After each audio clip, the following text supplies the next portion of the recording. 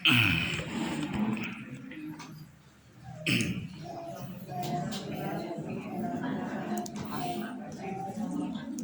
sekali lagi kita ulang ya. Surutul qasri ahada asyara. Syarat mengqasar salat itu ada sebab. Yang pertama antakuna salatuhu rubahnya.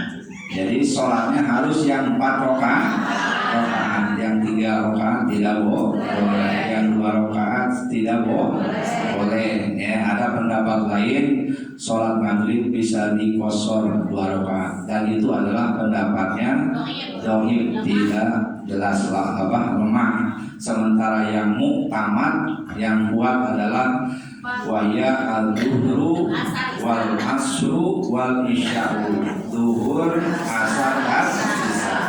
Yang kedua syaratnya qasdu maulin muayyanin walau bil jihad. Jadi harus punya tujuan yang jelas. Kalau tidak punya tujuan seperti al-haim alladzi la ya'rifu maqsidahu, orang yang tidak tahu tujuannya maka tidak boleh mengqasar. Seperti seorang pembantu ikut tuannya tahu mau kemana, sementara pembantunya hanya ikut saja, tidak tahu mau kemana. Nah, pembantunya tidak boleh mengqasar, si tuannya boleh karena tahu dia tujuan dan maksudnya. Yang ketiga, qaumus safari li gholati sahihin katijarah, keadaan musafir itu untuk tujuan yang baik, ya, tujuan yang katijarah seperti berdagang misalkan ya, atau mau beli apa ke tempat lain yang sifatnya tidak maksiat, ya, itu boleh. Jadi kharaja bihi idza kana li ghairi gharatin, orang musafir yang tidak ada tujuan, li ghairi gharatin tidak mempunyai tujuan, sahihin yang sahih, dia punya tujuan tapi tidak sahih. Seperti mana? Kasyahati, seperti pelesiran, piknik ya. Pikniknya ya boleh, tapi tidak boleh mengqasar. Sholatnya tetap sholat 4 rakaat. Itu maksudnya ya. Nah, jadi kalau sedang piknik, sedang pelesiran, sholatnya harus 4 rakaat, sholat tamam, tidak boleh mengqasar karena tujuannya di situ kasyahati seperti pelesiran. Sama dengan yang jarah. Ya, kalau jarah ya sifatnya sunnah, ya itu boleh.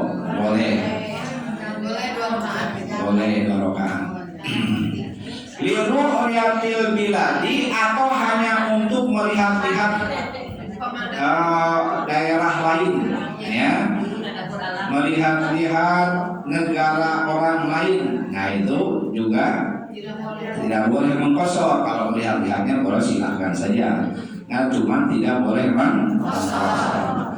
Wa tanajuhi biduni niyatis sholihah, dan pesiar bukan niat yang baik. Jadi niatnya harus yang baik, ya, baru boleh mengqasar. Ya, jadi kalau misalkan piknik, walaupun jauh jaraknya, nah dia tetap sholatnya harus sholat tamam, sholat sempurna. Yang keempat, qaulu safaruhu marhalataini tawilan, keadaan perjalanannya itu panjang, jauh, ya. Kalau untuk qasar biasanya 3 marhalah, ya, 123 kilo baru boleh qasar. Kemudian yang kelima, mujawazatul baladi, melewati negeri. Wa takunu bi mujawatis suri bil biladi al musawwar, dan adalah dia melewati batas kota pada kota yang ada batasnya. Wa bi mujawatil umrani ibaratil wairul musawwar, dan melewati gedung-gedung kalau itu kota tidak mempunyai batas. Contoh kita mau ke Jakarta, ya. Nah di situ ada perbatasan Bandung ya Jakarta. Nah kita mau ke Jakarta udah tahu tujuannya jelas, baik ya. Nah walaupun belum nyampe Jakarta, udah lewat batas Bandung, boleh mengkosor gitu, boleh sholat misalkan di batas Bandung Jakarta. Nah di situ boleh mengkosor. Atau kita mau ke Semarang, ya dari Bandung mau ke Semarang. Nah batas antara kota Bandung dan Semarang kita sholat mengkosor boleh, udah melewati batas walaupun belum mencapai tujuan 123 kilo karena tujuannya mau ke Semarang ya.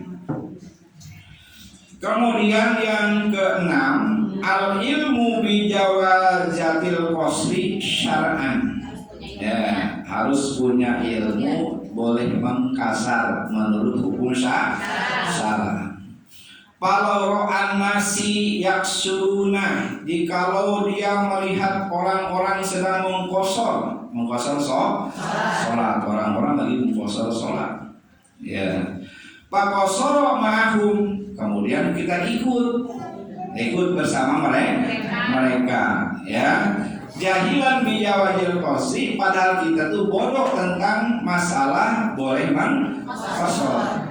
Fala tasihu sholatuhu, maka tidak sah sholatnya. Ya makanya harus tahu ilmunya mengkosor ya. Walaupun kita sholat dengan orang-orang yang ahli mengkosor, tapi kitanya tidak tahu, bodoh dalam hal mengkosor, ilmunya tidak tahu, maka fala tasihu sholatahu, maka tidak sah sholat mengkosornya.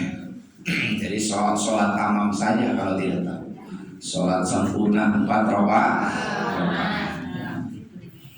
Kemudian yang ketujuh, dawamus safari ila tamamis sholati ila nihayatiha, berkekalan itu musafir sampai selesai sholat, sampai akhir sholat. Artinya begini, dawamus safari, kita naik kapal laut, kemudian mengkosor sholat zuhur di atas kapal laut 2 rakaat ya. Pas udah selesai 1 rakaat, mau rakaat yang kedua, udah nyampe batas kampung kita ya. Batas kampung kita ini udah masuk kota Jakarta ini, tapi masih di laut, maka sholatnya sempurnakan jadi 4 rakaat karena sudah melewati batas kota gitu. Jadi harus tetap dia di perjalanan, tapi belum masuk batas kota. Yang ke-8, niatul qasri indal ihram, niat mengkosor ketika takbiratul usolli fardhu dhuhri rakaataini, biasanya 4 rakaat, ganti rakaataini qasran lillahi ta'ala. Usolli fardhu dhuhri rakaataini qasran lillahi ta'ala, sambil takbiratul ihram di dalam hati nih, niat saya sholat zuhur 2 rakaat qasar karena Allah Subhanahu wa ta'ala. Falau nasiya li jamatil itmam, nah seandainya dia lupa ya, li jamatil itmam, wajib akan dia adalah sholat sempurna. Kalau dia lupa menyebut qasron ya, di dalam hatinya mau qasar ya, di dalam pertama mau sholat ya qasar, ternyata ketika sholat kelupaan tidak menyebut maka sempurnakan jadi 4 rakaat. Jadi qasronnya wajib ya, menyebut qasronnya wajib. Usolli sunnah usolli fardhu rakaataini qasron lillahi. Nah sudah dikosor, kita sholat 2 rakaat, mau dijama asarnya mau ditarik ke zuhur ya, niatnya waktu ruku waktu sujud atau waktu niat saya inputkan sholat asar di waktu duhur. Nah, seperti itu. Jadi kosong sekaligus dijawab sama asar. Asar duhurnya 2 rakaat, asarnya juga 2 rakaat. Tapi untuk jamaah niatnya di dalam sholat, bukan di takbiratul ihram. Ya, ketika ruku, ketika sujud, ketika tahiyat, ya. Nu pakai bahasa Arab, ya, nawaitu apa? Nawaitul asri, salat asri, rakaataini majmu'an lil-dhuhri.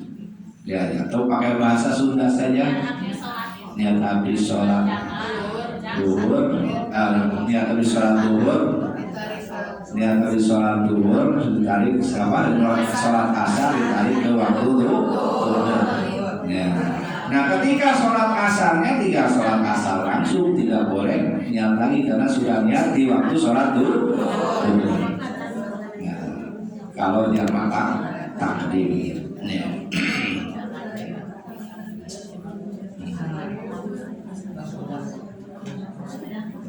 Paham? Ya.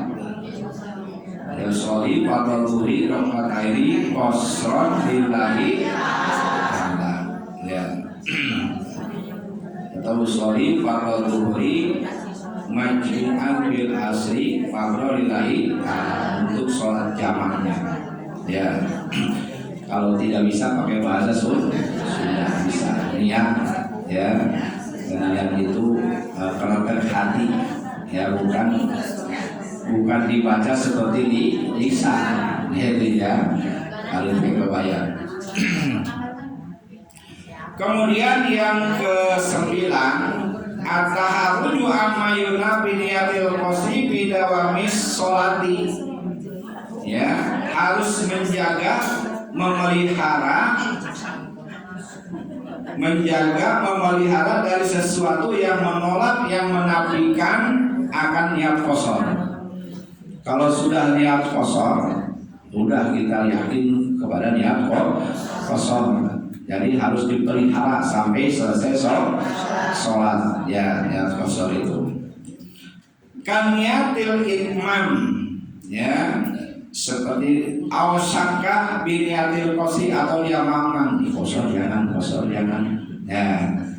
Nah, itu berarti di dalam hatinya tidak tepat. Tapi hadihi halati yajibu alaihi itmam.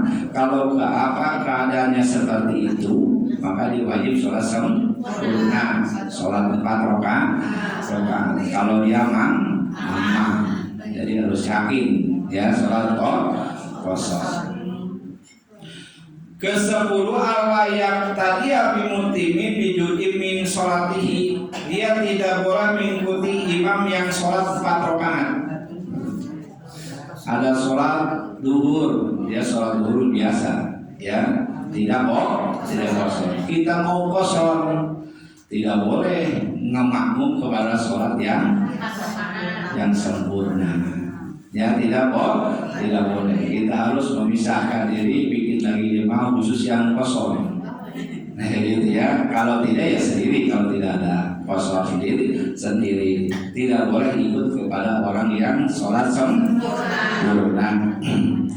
Terkecuali kita sedang sholat kosong, sama-sama satu rombongan. Ada datang jemaah mau sholat duhur biasa, terus dia datang ngamakmum ke kita, itu boleh. Boleh. Kita selesai 2 rakaat, dan dia tambah lagi berdiri, tambah 2, karena dia tidak tahu. Ya, walaupun tahu ya boleh saya, ya, ikut orang kosor, tapi dia sholat sempurna. Cuman kalau imam sudah at-tahiyat as-salam, dia harus nambah 2 rakaat. Artinya Allah yusolia, jangan sholat al-qasir, orang yang mengkosor, hal pamutimi di belakang orang sempurna, pijud imi sholati, dari juz min sholatnya, walau hatta bitasawurin aw bisalam, walaupun ikutnya hanya tahiyat atau mendekati salam. Orang sempurna sholat 4 rakaat, ya. masuk kita mau kosong. Terus kita ikut imam itu di tahiyat akhirnya. Tidak boleh, tetap kita harus menyendiri ya. Tidak boleh ikut imam yang sempurna. Yang ke-11 ya. Ayyakuna safaruhu mubahan. Ya, perjalanannya itu perjalanan yang dibolehkan. Laisa maksiatan, bukan perjalanan maksiat. Nah itu. Fala yaduru idza kana safaru makruhan, tidak apa-apa kalau perjalanannya makruh. Seperti orang yang jualan kain kapan khusus. Ya, dia pergi ke Surabaya, kirim pergi ke Semarang, ya boleh saja dia mengqashar sholat itu. Karena karena yang makruh itu la isma bihi, tidak ada dosa pada yang makruh kecuali yang maksiat. Contoh yang maksiat bagaimana? Ya, ketika seorang istri mau mengadakan perjalanan yang jauh tanpa izin suaminya, maka perjalanan itu maksiat. Tidak boleh mengqashar sholat. Walaupun jauh tidak boleh mengqashar sholat. Idza taba, kecuali tobat. Nah, tobatnya seperti apa? Ketika di tengah perjalanan menelpon suaminya, kemudian suaminya merestuinya, baru boleh mengqashar, karena sudah tidak maksiat lah, sudah tobat. Atau seorang anak pergi jauh, ya, tanpa restu daripada orang tua, itu perjalanan maksiat. Atau ada perjalanan maksiat itu ada restu dari orang tua, ada restu dari suami, cuman yang dituju tempat maksiat, itu juga tidak boleh mengqashar. Ya, walaupun ada izin dari suami, walaupun ada izin dari orang tua. Kalau yang dituju tempat maksiat, maka termasuk perjalanan maksiat, tidak boleh mengqashar. Nah, itulah diantaranya persyaratan kita mengqashar sholat. Mudah-mudahan dari ilmu bagi kita dan juga kita ketika itu bisa melaksanakannya dengan sempurna. Sallallahu ala Muhammad,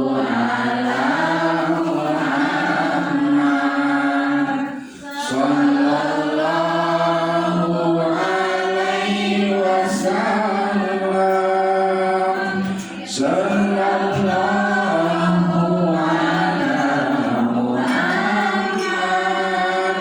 sallallahu alaihi wasallam, sallallahu ala Muhammad, sallallahu alaihi wasallam,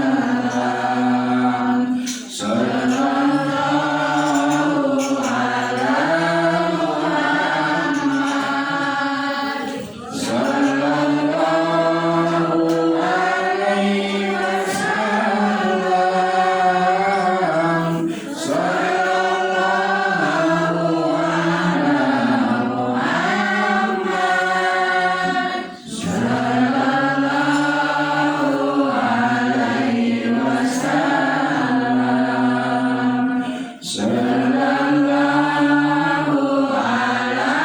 sallallahu alaihi wasallam, sallallahu ala Muhammad, sallallahu alaihi wasallam, sallallahu ala Muhammad,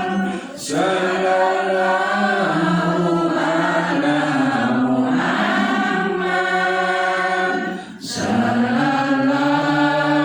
alaihi wasallam. Allahumma shalli wa sallim wa barik alaihi sallallahu alaihi. Wabillahi taufiq wal hidayah wal afu minkum. Wassalamualaikum warahmatullahi wabarakatuh.